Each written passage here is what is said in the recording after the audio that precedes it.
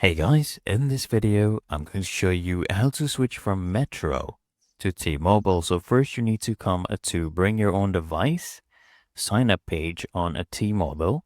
Click on Let's Get Started. It will bring you at the bottom of this page right here where you need to enter your IMEI number to basically see if your phone is actually compatible with the T-Mobile network.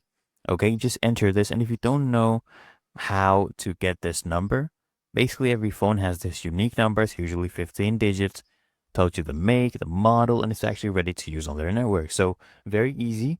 Go to your phone's keypad and dial this in. Star hash 06 hash to get your phone's IMEI. Okay, and then just click on check phone right here. And once you're done with that, guys, once you are done, you need to go ahead and choose to either continue with eSIM or get a physical SIM.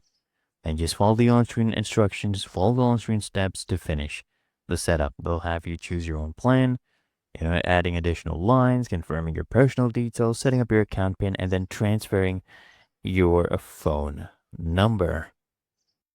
And it's really that easy and simple, so I hope this guide provided value to you, and if it did, consider smashing that like button, as well as subscribing to frequently asked questions, and I'll see you in the next one.